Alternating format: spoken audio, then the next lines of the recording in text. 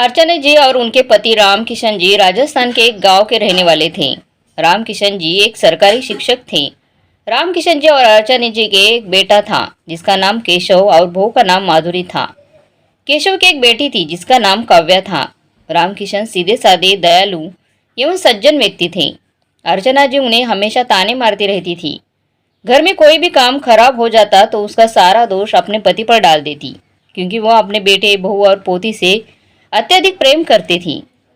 प्रेम तो रामकृष्ण जी भी सबसे करते थे, खासकर अपनी पत्नी अर्चना जी से तो अत्यधिक प्रेम करते थे, लेकिन कभी जता नहीं पाए, इसलिए उनकी हर बात चुपचाप सुन लिया करते थे।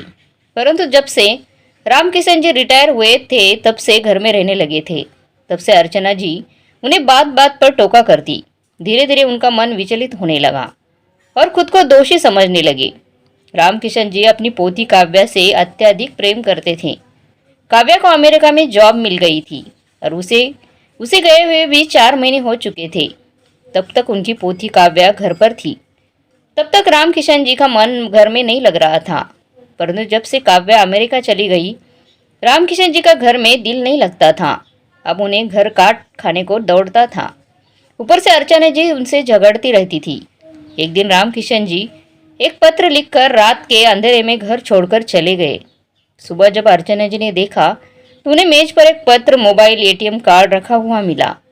अर्चना जी पत्र उठाकर पढ़ने लगी, जिसमें लिखा था, अर्चना जी, मैं ये घर छोड़कर हमेशा के लिए जा रहा हूँ। अर्चना, मैं तुमसे और बच्चों से अत्यधिक प्रेम करता हूँ, परंतु मैं ये कभी नहीं जता पाया। तुमने कभी मेरे प्यार को समझा ही नहीं। मैंने इस घर के लिए अपना पूरा जीवन समर्पित कर दिया। अपने जीवन में पहले कभी कई गलत काम नहीं किए थे। सीधे काम पर जाते थे, पूरे दिन काम करते थे और अपने घर लौट आते थे।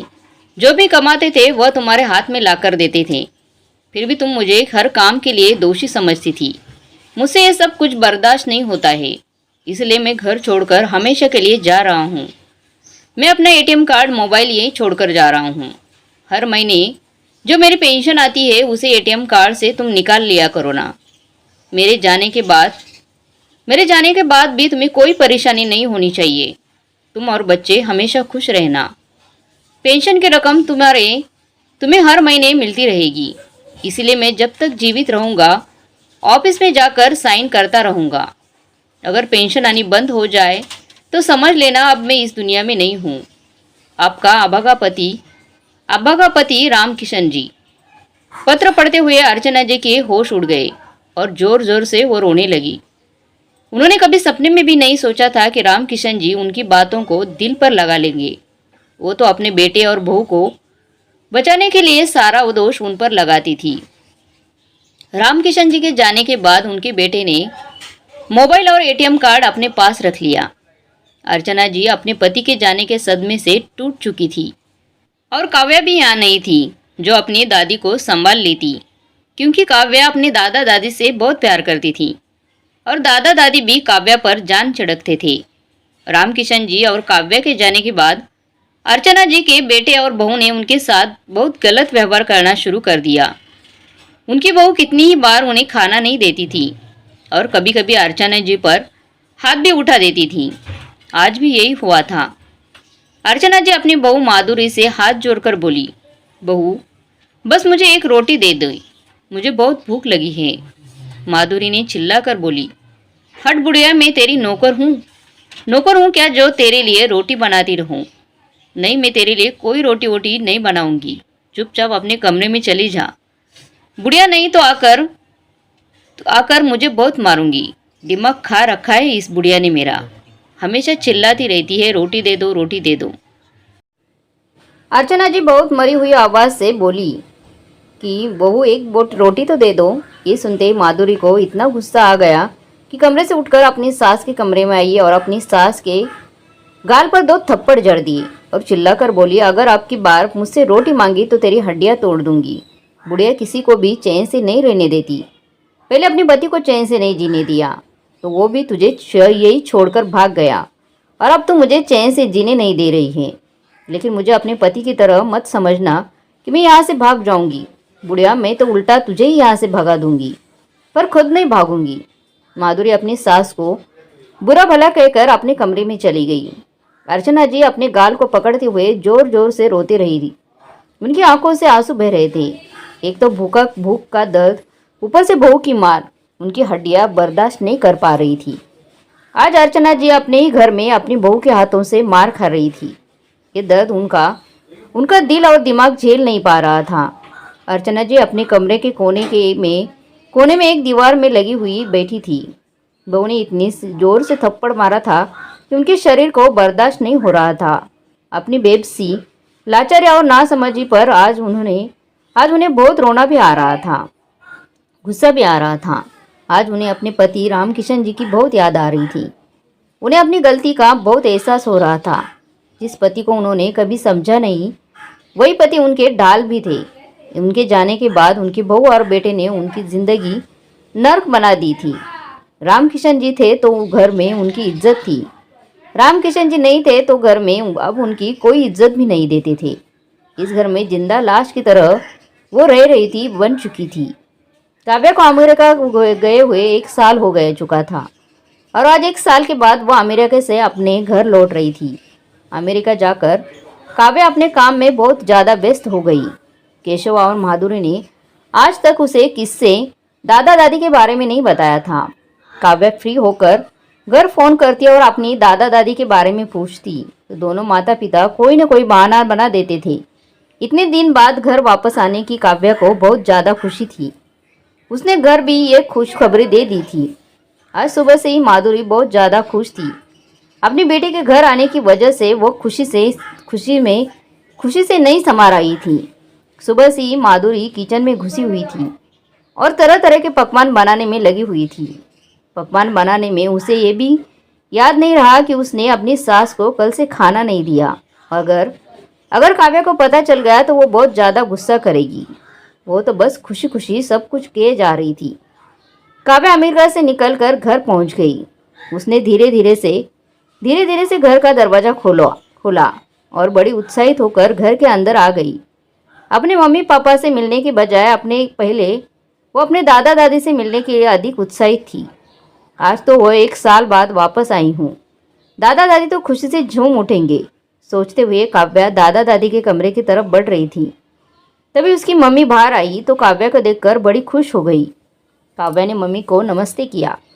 उसे दादा दादी के कमरे की तरफ जाते हुए देखकर माधुरी घबरा गई और जल्दी से बोली, बेटा अपने कमरे में चल, उधर क्यों जा रही है? उसकी मम्मी उसे बोलती ही रही, किंतु काव्या दादा दादी के कमरे की ओर बढ़ती गई। उसकी मम्मी उसे रोकती रह गई, परंतु वो रोक न सकी और दादा दादी के कमरे में घुस गई। जैसे काव्या कमरे में घुस गई, उसकी आंखें फटी की फटी रह गई थी। उसके दादा दादी के कमरे में अंधेरा था और बदबू आ रही थी। काव्या आगे बढ़ी और कमरे की लाइट ऑन करने लगी, मगर उस कमरे की लाइट ऑन ही नहीं हुई। फिर उसने अपने मोबाइल की फ्लैश लाइट ऑन कर दी। कमरे के अंदर का नज़ारा देखकर काव्या हैरान हो गई कि सारे कमरे में गंदगी ही गंदगी थी। कई महीनों से कमरे की साफ सफाई नहीं हुई थी। सारे मैले कुचले कपड़े इधर उधर पड़े हुए थे। काव्या ने मोबाइल फ्लैश लाइट कमरे में इधर उधर मारी तो एक कोने में पड़ी हुई उसे अपनी दादी नजर आई। काव्या दादी के पास पहुंची और दादी को हाथ लगाया। मुझे मत मारो, मुझे मत मारो, दादी डरी सहमी नीचे गर्दन करके चिल्लाई जा रही थी। तो काव्या हैरान रह गई। दादी के पैरों को हाथ लगाते हुए काव्या बोली, दादी मैं काव्या, आपकी काव्या। दादी देखो मैं आ गई हूँ। दादी ने गर्दन उठाकर उसका चेहरा देखा। उसे देखते ही प्यार करने लगी। मेरी काव्या हे मेरी बच्ची, तू इतने दिन से क्यों नहीं आई? कहते कहते वो फूट फूट कर रोने लगी। काव्या ने सबसे पहले दादी को उठाया और अपने कमरे में ले गई। उसकी मम्मी ये सब देखकर तिल मिल उठी। काव्या ने दादी को अपने कमरे में अपने बेड पर लिटा दिया और उनके पास बैठ गई। दादी काव्या से बोली, बेटी बहुत तेज भूख लगी है, थोड़ा सा खाना दे दे। दादी की बात सुनकर काव्या रोने लगी और दौड़ी दौड़ी रसोई में गई। उसकी आने की खुशी में उसकी माँ ने बढ़िया पकवान बनाए थे। वही थोड़ा थोड़ा सा थाली में लगाकर अपनी दादी को ले जाने लगी तो उसकी माँ उसे रोकने की कोशिश करने लगी। काव्या ने अपनी माँ के हाथों को छिटका कर जल्दी जल्दी थाली लेकर चली गई और जाते ही दादी को सहारे से उठाकर खुद अपने हाथों से खाना खिलाने लगी। दादी को खाना खिलाते खिलाते काव्या की आंखों से आंसू बहने लगे और सोचने लगी, ये वही दादी है जो बढ़िया बढ़िया पकवान बनाकर सबको खिलाती थी, और आज वही दादी खाने को तड़पती हुए अंदर अंधेरे कमरे में पड़ी हुई थी। काव्या दादी को खाना खिलाती रही और रोती रही। उसकी दादी पागलों की तरह खाना खाती रही। जब उनका पेट भर गया तो काव्या ने थाली रखी और उनका मुंह अपने हाथों से साफ किया और उनकी गोद में लेट गई। दादी अब तो ठीक है ना आप? काव्या ने अपनी दादी से पूछा तो दादी ने कहा, हाँ बेटा, मैं अभी ठीक हूँ। मेरी बच्ची अब तो आ गई है ना, तो मैं ठीक ही होंगी। मुझे एक बताओ, तू जल्दी क्यों नहीं आई? इतने दिनों में क्यों आई तुम? क्या तुझे हमारी याद नहीं आती थी? आती थी ना दादी जी, और दादाजी बहुत याद आते थे, लेकिन दादी क्या करूं, मैं आ नहीं सकी। काम का बहुत ज़्यादा प्रेशर था, लेकिन अब मैं आ गई हूं ना, अब आपको अकेला कभी नहीं छोड़ूंगी। लेकिन दादी ये तो बताओ, दादाजी कहाँ हैं? किसी काम से गए हैं क्या? इधर जब से आई हूं तब से दिखाई नहीं दिए। काव्या ने दादी से कहा। ये सुनते ही दादी जोर जोर से रोनी पड़ी। काव्या ने दादी को चुप कराया और कहा, दादी आप क्यों रो रही हो? दादाजी कहाँ है? सब ठीक तो है ना? दादी चुप नहीं होती। काव्या उन्हें सीने से लगाकर चुप कराती रही। थोड़ी देर में दादी चुप हो गई और बोली, बेटी क्या बताओ तेरे को? दादाजी घर छोड़े हुए 8 महीने गुजर चुके हैं। आज तक वो वापस घर पर नहीं आए हैं। मेरी आंखें उनकी राह देखते देखते थक गई हैं। बेटी, तेरे दादाजी जाने के बाद मेरा जीवन नर्क जैसे बन चुका है। मैं तेरे दादाजी से लड़ती झगड़ती थी। जब तक वो मेरे साथ थे तो उनकी कदर नहीं हुई। आज वे साथ नहीं है तो उनकी कमी, उनका प्यार, उनके कदर का एहसास हुआ। वो एक पत्र, मोबाइल और अपना एटीएम कार्ड मेरे लिए छोड़कर गए। मेरी बच्ची, मैं क्या बताऊं उनके बिना कैसे जीवन व्यतीत कर रही हूं मैं, क्योंकि उनके जाने के बाद कई दिन तक मुझे खाना नहीं मिला। दादी रोते हुए सब कुछ काव्या को बता जा रही थी। यह सब सुनकर काव्या चौंक गई। उसकी आंखों से आंसू बहने लगे। काव्या बोली, दादाजी, दादी जी, वो पत्र मुझे दिखाना, और आपको कौन मारता है? दादी बोली, मुझे नहीं। दादी बोली, नहीं, मुझे कोई नहीं मारता। काव्या ने दादी को हाथ अपने सर पर रखा और बोला, आपको मेरी कसम दादी, मुझे बताओ आपको कौन मारता है? दादी दादी उसके सर से अपना हाथ हटाकर बोली, बेटा, मेरी ही गलती होती है जो तेरी माँ का हाथ उठ जाता है मेरे ऊपर। ये सुनते ही काव्य की आंखें अंगारों की तरह लाल हो गई और माथे पर बल पड़ गए। काव्य खड़ी हुई तो दादी उसका हाथ पकड़ लिया और अब उसको अपने पास बैठा लिया और उसका हाथ अपने सर पर रखकर बोली, तुझे मेरी कसम है मेरी बच्ची, तूने किसी को से कुछ भी नहीं कहा तो ठीक है दादी, आप कह दे तो मैं छोड़ देती हूँ। तभी उसकी मम्मी उसे खाने के लिए आवाज़ लगाने लगी तो काव्या ने खाना खाने से साफ इनकार कर दिया, किंतु दादी के कहने पर दादी आराम से लिटा कर खाना खाने के लिए चली गई। उसकी माँ उसे बातें करना चाहती थी। काव्या ने चुपचाप खाना खाया। उसके बाद काव्या ने चुपचाप खाना खाया और अपने कमरे में चली आई। वह दादी को सोते देख कमरे का दरवाजा बंद कर अपने दादाजी को ढूंढने घर से बाहर निकल गई। काव्या पूरे दिन अपने दादाजी को ढूंढती रही, पर उसके दादाजी उसे नहीं मिले। हार कर काव्या घर लौटकर आती है।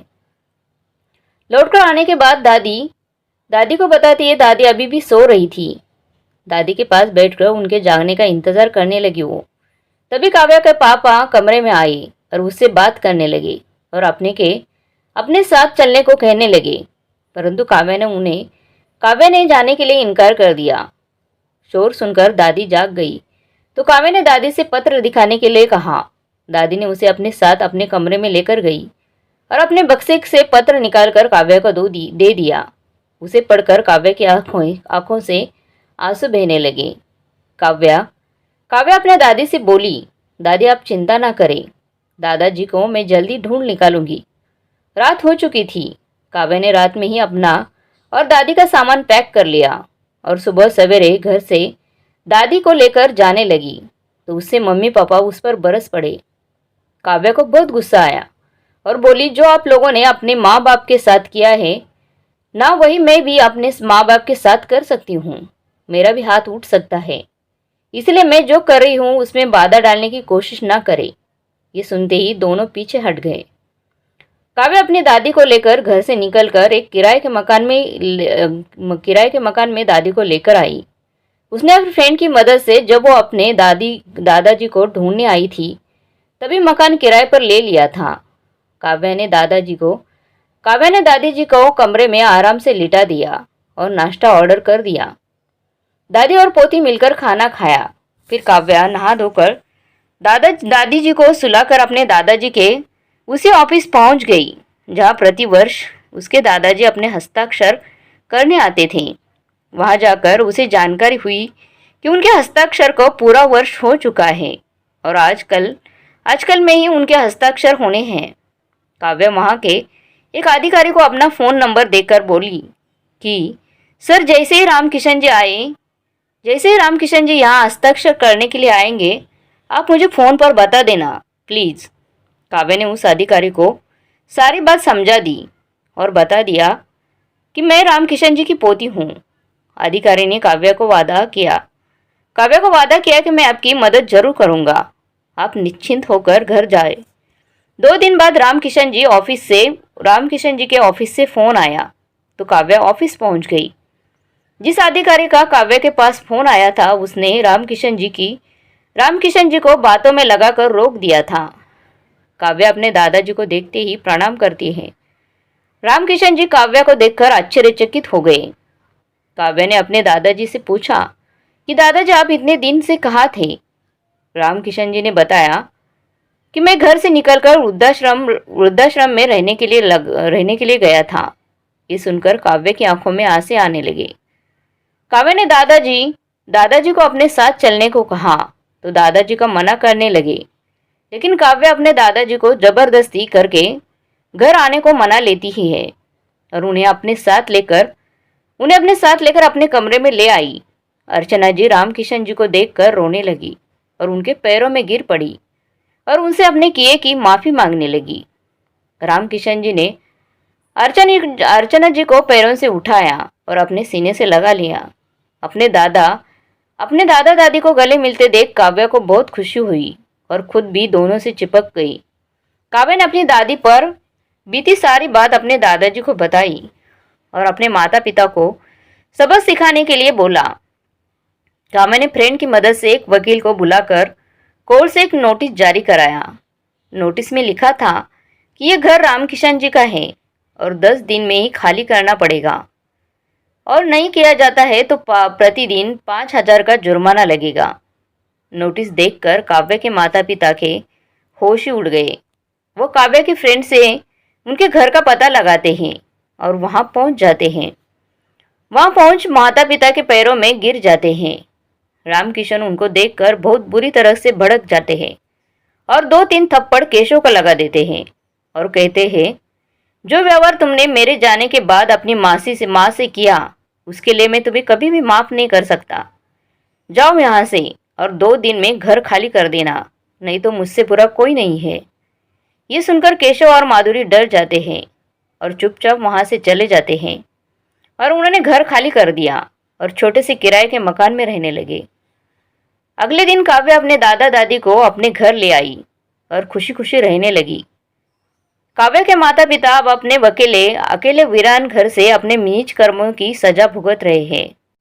दोस्तों, आपको क्या लगता है, काव्या ने अपने माता पिता के साथ जो किया वो सही था या गलत? कमेंट बॉक्स में जरूर बताना। और ये कहानी अच्छी लगी तो लाइक शेयर सब्सक्राइब जरूर कीजिए। धन्यवाद।